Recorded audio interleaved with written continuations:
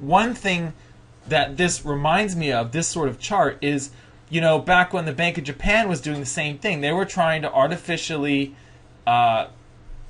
basically water down the yen, and they were buying euros, and they had this floor, and the market broke through that no problem. So it's one of the reasons why I try not to spend a whole lot of time on these sorts of fundamental analyses, because these fundamentals can drive you crazy.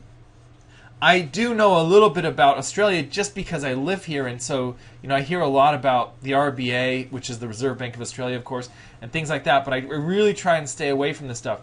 Here's all I will say.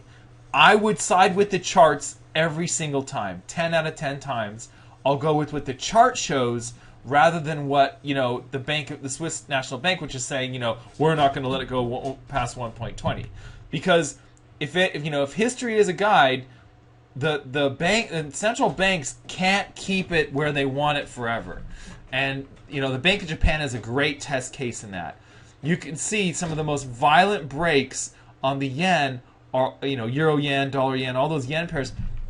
Those always occur once the market breaks through the so-called floor or whatever that the Bank of Japan set. So I just want to mention that right now. So based on what this chart says, this chart to me is, it's not saying buy. It's definitely not saying buy. It's more sort of wait and see. But I can see where some people, today, this is today's candle, right? Yeah. So today it looks like a kangaroo tail, but remember, today's an hour old, so we don't know what this candle is going to look like. I'll tell you what it looks like to me. It looks like a market getting ready to bust through the floor. Again, it's wait and see. Today's a critical candle for this pair, but given that you have a bearish big shadow right on support, that's usually a breakout. And remember, we've already banged up against it once, twice. This is the third time we're here. So every time you hit a floor or a ceiling 3 or more times, the odds of breaking through are just multiply with every next touch. So yeah, to me, this looks like a market that's paused. It's not sure, but it's getting ready for the floor to fall out. So it'd be really interesting to see what happens.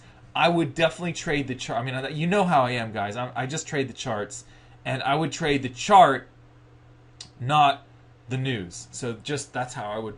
And again, to me, this chart says, okay, we're slamming up against the floor for the third time since November 13th, and guess what? Which is a month, basically. In the last month, we've hit it 3 times, and guess what? We printed a big bearish candle right on that one.